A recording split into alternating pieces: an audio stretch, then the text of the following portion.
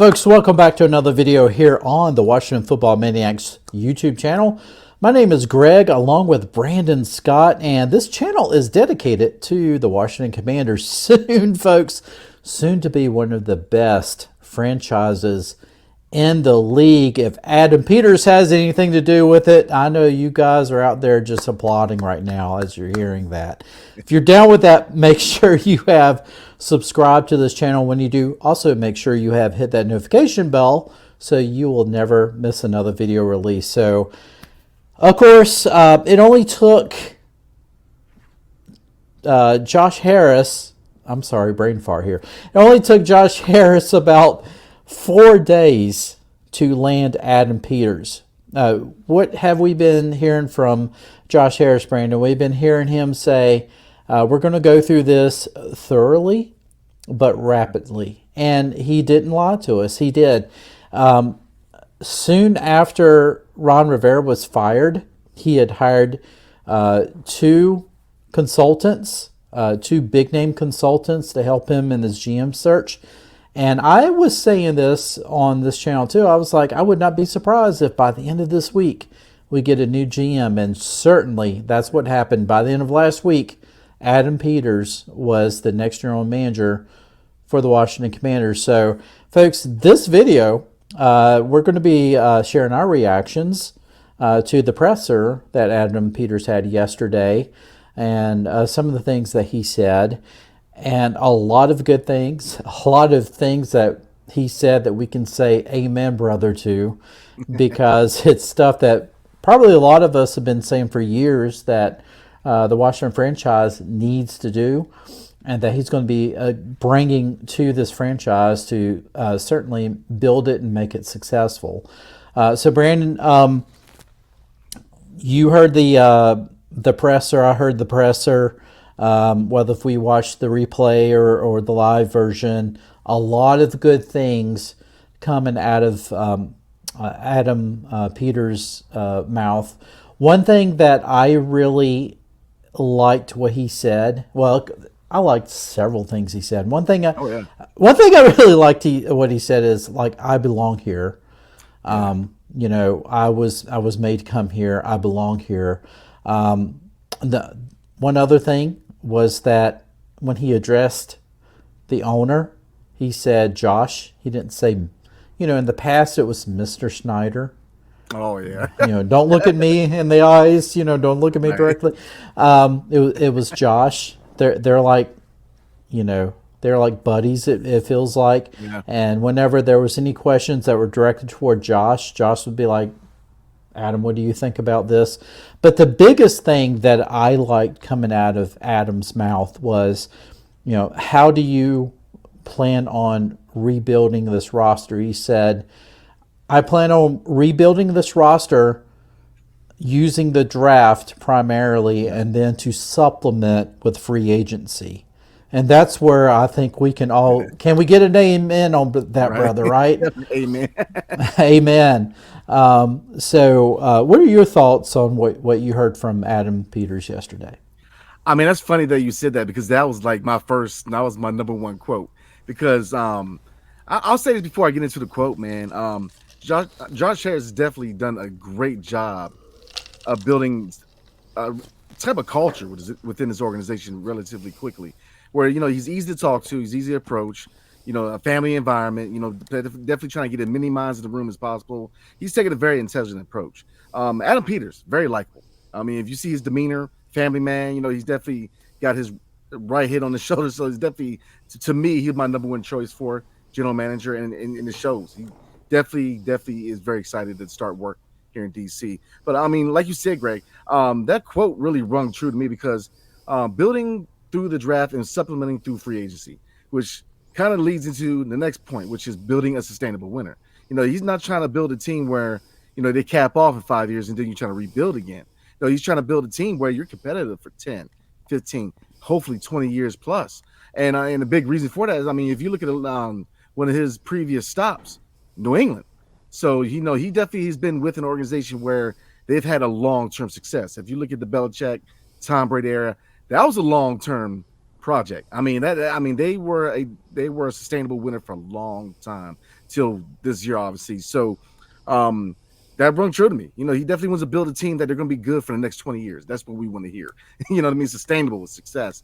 Also, if you look at New England, you know, we just talked about it, Belichick having a coach there long term. That's why I think that there's a lot of rumors that he wants a younger coach. You know, you have a coach where he can develop and have a coach that's going to be there for a while because, look, he's a fan. And he knows that the last 20 years, we've gone through so many coaches, man. And the head coaching position, really coordinator. I mean, here's the biggest thing. The head coach is like a carousel. But then if you look at coordinators, we've watched so many good coordinators walk away from DC who've blossomed in other places. So, you know, he wants to keep the talent in the building, you know, instead of just letting people walk. Keep the talent in the building. You know what I mean? Your coaching staff should just be like the locker room. You should have as much talent as possible, especially young talent. And so they're definitely doing it the right way. And especially with, you know, hat goes off to Mr. Harris, man, because, you know, building, you know, or not building, but hiring the GM before the coach was the right approach. You know, I never understood the concept of retaining a coach or letting a coach be in the room when you're trying to get a general manager. No, the general manager's job is to find a coach, and they're doing all the right things. So, yeah, when he said build through the draft and supplement through free agency, that is such a smart approach. And I'm with you, man. Because yeah, I'm definitely with you on the quote. I mean, it's perfect. You know, build through the draft. That's how you sustain. That instead of just, you know, like our previous owner, just throw a bunch of money out there and hope to build a winner, and then you're surprised why they don't play together or fit together because you got the wrong players under the wrong scheme. So they're taking a very intelligent approach to this, and this is what you want to see. It is so like breathtaking, man, to have competent leadership in DC. When you have to sit through Dan Snyder and his craziness of ownership, you finally have an owner and now GM who know what they're doing. It is just a breath of fresh air, man. And then you finally see some optimism where, you know, it was funny because before we move on, but it was funny because when he bought the team, it had the pictures where they compared, you know, training camp with him and training camp under the Snyder era. And it was like night and day. I mean, there's excitement in the air, man, because now we finally can start building a team. And 20 years is a long time to wait, man. I mean, people don't realize. I think a lot of people around the league don't realize because people know the name Redskins or Commanders now, you know, but it was synonymous with success.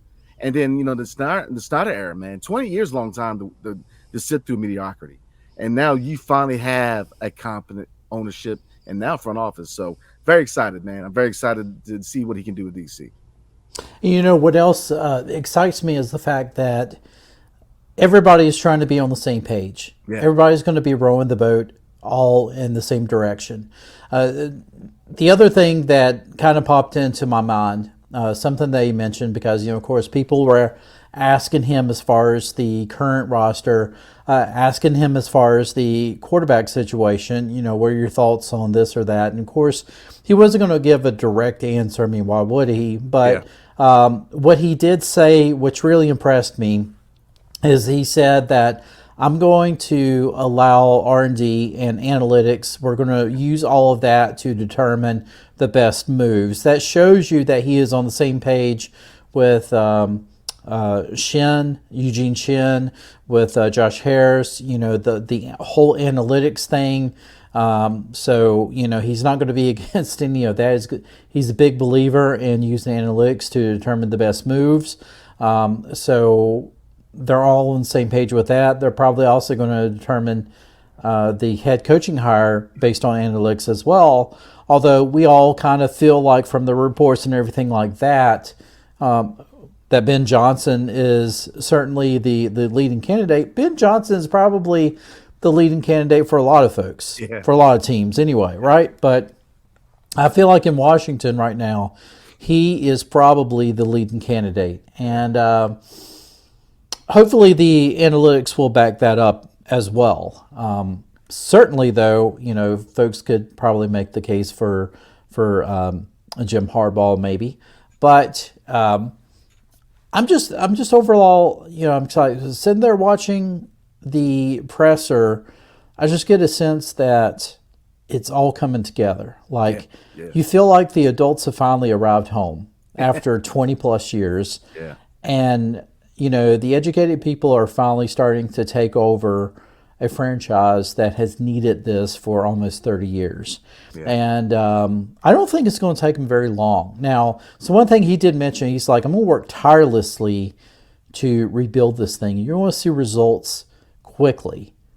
Now, folks, keep in mind, when he says that, it doesn't mean that we're going to start to see the team necessarily win a lot more than they're losing right away. Yeah. But you're going to see a team that's prepared, that's going to be competing week in and week out much better than what we have seen, especially this year. Yeah. You're going to see a team that's rebuilding, but you're going to also see a team that's taken steps forward, and it won't take them long to finally get back to a point to where they're competing for playoff contention, for hopefully championships and that sort of thing. I don't think it's going to take Adam Peters very long.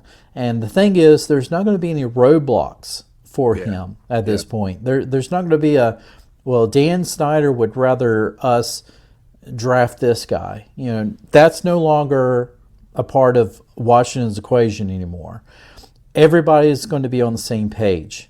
And I think it's going to be very important when they go to hire the head coach. That head coach almost has to be a three-headed monster, right?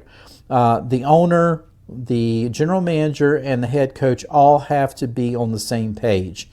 Because we're not saying that Josh Harris is going to be meddling or anything like that, but Josh Harris wants to be a part of it. He wants to know that his team is being successful, and he's going to do whatever he can to provide what he needs for the team to be successful. But everybody has to be in the same thought, and I feel like you're getting that with Adam Peters and Josh Harris. They're all on the same wavelength. And now you need that third person, the head coach, who's also going to be on that same wavelength as well. Yep. And hopefully that has been Johnson. If it's not, that's fine. Let's get the best person for the job.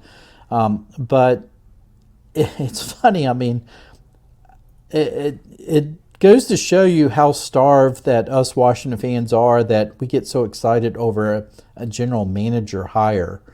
Are we going to be just as excited when we see them drafting a quarterback or what they do in free agency? The actual players who play the game. Right now there's probably people out there making T-shirts for Adam Peters. Would that have happened back in the 80s with Bobby Beathard? I don't know, but just to sum up with Adam Peters, this was a home run hire, folks. There's no ifs, ands, or buts about it. I know that Ian Cunningham was probably a 1B hire, so if Adam Peters didn't want to come here, Ian Cunningham probably would have been a great hire. But the thing was, this is what tells you, solidifies the fact that Washington is such a destination. It's a destination for candidates to want to come to Washington. Now, it used to be a black hole. Like, candidates from anywhere would avoid Washington like the plague. And they're not doing that now because they want to come here. They see what this franchise is offering, especially this year. The highest amount of cap space, the number 2 pick, a ownership group who is already light years better than Dan Snyder, and they're likable. Fans love them. How could you not love Magic Johnson or Josh Harris? This is the spot that everybody wants to be at. And so I'm excited about it. Now, switching quickly, I know I'll probably wind up having a video just dedicated to this, but, when we look at the head coaching candidates, and they're already starting to interview, they'll be interviewing. I know people, I put out a video with this. They're virtually interviewing Dan Quinn tomorrow. Yeah. But they're already interviewing. They're doing their due diligence, and they are going to interview Ben Johnson virtually on Friday. Brandon, looking at the structure and just everything that's in place right now, I mean, is there any do you see anything that would give someone like Ben Johnson pause to want to come to Washington? I would definitely believe this would be a dream destination, man. I mean, you were just talking about how this is now a hot spot for people who want to come here, where under Snyder, people would try to get up out of here. So, I mean, like, if you look at the situation, okay, you have $90 million in cap room and potentially more. You have 4 picks in the first 100 picks of the NFL draft. You have a foundation on both sides of the ball. Um, you now have a competent owner who is willing to play ball and make this the most comfortable atmosphere for you to succeed. And now you have a general manager who has been part of proven winners. So he knows how to build a team. New England knows that they built the team through the draft and supplemented through free agency, and you can see the same in San Francisco. I mean, if you look at what's going on now, Bosa was what? Through the draft. Chase Young, unfortunately for us, or depending on who you talk to, was through free agency or trade. You know what I mean? So he knows how to build a team. So this is definitely, if I'm Ben Johnson, I'm clamoring at the bit to come here, man. Now, Dan Quinn, I get it. A lot of people do not want to see Dan Quinn. I felt like he was a decent head coach. Didn't have the best situation in Atlanta. Coming over from the Cowboys, I get it. But I'm to the point where I believe in my front office. I believe in my ownership. I believe they're going to make the best choice for this franchise. And like I said, it's weird feeling that way because the years past, it's like, oh my Lord, what is Dan Snyder going to do this year, man? Like, like what is he going to do this year? I remember all the crazy moves Dan Snyder made, man. I was still active duty in the Army, man. I was stationed at Blitz at the time, and I remember watching on TV at the gym, man, when we signed Albert Hainsworth, and I was like, oh, good God, like, what are we doing, man? Like, what are we doing? But it's now you rest easy that this front office is going to do the best job they can do building this team. So whoever they choose, I'm going to support them 100% till they give me a reason not to. But I think if it was me and who do I want to see? Oh, I want to see Ben Johnson. I mean, just what he is able to do with the Detroit Lions, how he's able to kind of recoup Jared Goff's career, because you didn't know what kind of quarterback he really was coming over from the Rams, and now he has an identity. That organization has an identity, and we are desperately a team and an organization that needs an identity. We're trapped in a gray area between a new era and our winning ways of the past, and a lot of old school fans are still wanting that to continue into a new era and build us back into being a winner, man.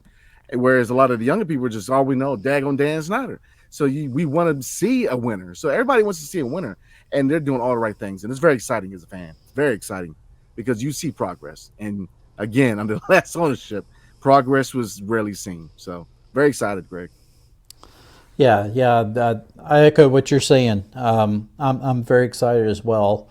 I think I'll be relieved once that we're able to hire the head coach, because then I know the rubber meets the road. It is time to really start getting down to business. Adam Peters, as of now, he's already started digging into the roster, looking at, and he's already said there's pieces in place. Yeah. So that tells you he's already started digging into the roster to seeing who should stay, who's likely to go. We can only speculate who we feel like that he's looking at. So, I mean, it is very exciting. And now, you look at the rest of the NFC East, and you of course, you're seeing what happened in the playoffs with the Dallas Cowboys and the Philadelphia Eagles, both pretty much getting blown out in their playoff games. And now a lot of question marks surrounding their head coaches, quarterbacks, things like that. A lot of question marks. And then even the Giants, with their infighting and things like that. Even though I don't necessarily expect Washington to rebound within a year, but the NFC East could likely be wide open next year, especially if there are changes on those teams next year because of just how the performance was, in the playoffs with those two teams, and then of course with the Giants. Seems like there's infighting between the coaching staff and, coaches leaving, getting fired, and things like that. So, I mean, who knows? The Commanders could possibly, if they're at least a little bit improved, they could sneak in there and possibly, compete for the NFC East. That would be magnificent. But again, like you said, I think Adam Peters, he's wanting to build this team to win consistently year in and year out. This is not going to be one of those things where it's like, yes, let's put all of our eggs into trying to rebuild this team to make a run for it for 1 year, kind of put all of that on the table for 1 year, and then that's it. We did what we can do. Yeah. And he's in it for the long haul because, there's one thing that I want to see. I want to see a good young head coach hired, somebody who could be successful, but somebody who actually wants to stick with this organization for decades. Could you imagine having one head coach here for like as long as what Bill Belichick was in New England for like 20 years? Yeah. Could you imagine like every single year it's like, okay, we know we have stability. Every year we're going to at least hopefully be a favorite to get into the wild card at the least. I mean, to just expect that every single year for the next 10, 20 years. Like how it used to be when I was growing up watching the Washington Redskins play. You just expected them to be in the postseason. You expected them to compete for the division, to compete for the Super Bowl. Yeah. So, I know that some of the younger fans just don't understand how that feels. But I do understand how that feels. It's a great feeling, and I think we're getting there. And we're actually, I really feel like we're going to get there much sooner than what people really think. You get the right people in charge, and we are. And I think Josh Harris is already showing us that he's going to do what it takes thoroughly but rapidly. He's getting the right people in place. And some of these negative beat reporters who love to throw dirt at this franchise are now starting to look at the table scraps, and they're starting to try to find anything they possibly can negative, and they're trying to create it, and they just realize they're starting to run out of material because things are rolling for this franchise. And once it starts rolling, folks, you better get on the bus because it's going to leave you. And I really feel like, folks, in closing, we are going to be in for a great ride, and we deserve it, all of us, old fans, young fans, new fans. All of us deserve this for the last 25 plus years. The DMV area, Washington, D.C., all that, they deserve it. And I think once we start to get the taste of that winning on a consistent basis, then fans will really start to come together. And, man, Brandon, I'll tell you what, you're going to see nothing but burgundy and gold in those stands week in and week out. And that excites me. That definitely excites me. Absolutely. So anyway, we're going to wrap up this video. One thing I wanted to wrap up this video on is kind of a funny note. Any of you Washington Commanders fans who of course keep up with Twitter have been keeping up with some of the fireworks that have been going on with Jake Gruden, Brian Mitchell, RG3. I had to wear RG3's jersey. Not that I was necessarily on his side, but just because that I loved seeing the fireworks. I think this is what this is. All right, let me say this. Some of you older people probably remember that commercial about the frying pan, the eggs, and it's like, this is your brain and this is your brain on drugs. Oh, yeah. Now, I'm not saying that Jay Gruden's on drugs. I'm just saying, don't drink and tweet. Yeah, I know, right? Don't drink and enjoy. I think Jay Gruden was probably getting to a little bit too much into the happy sauce, and then he started mixing it up with Brian Mitchell, which honestly, Brian Mitchell scares me to death. That is one guy you never want to get mixed up with. You know, you always are on the good side of Brian Mitchell. Jay Gruden started mixing up with him. They started getting mixed up with RG3. Yeah. And then even, I posted a tweet and I invited all three of those guys to come on the show, and I said, let's just hash this out. Yes, okay, ulterior motives. It would be great to have those big names on the Maniacs, okay? Yeah, I want the views. We both want the views, right? Yeah, man. But yeah. But I think since then, I think Gruden has kind of, said his apologies to RG3. Maybe, I don't know. Brian Mitchell, though, that's a you once you get on his bad side, that is it. That is it, man. That is it.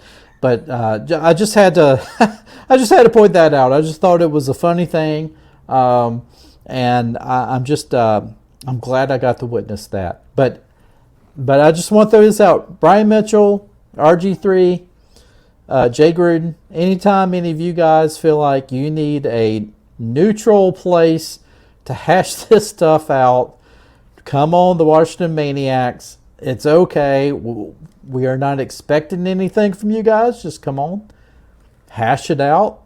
Me and Brandon will get our popcorn. We'll get our drinks. Yeah. We'll just sit back and just keep it clean. Keep it clean. This is a family-oriented show, but keep it clean. And we'll just let you guys hash it out until you're all brothers again, okay? All right, yeah. Well, anyway. Brandon, you got anything else before we wrap this up, buddy? No, sir, man. Definitely hope everybody have a great rest of the weekend and a blessed weekend. So Absolutely. I hope you all have a blessed weekend. God bless you all. And we will see you in the next one. Peace, everybody.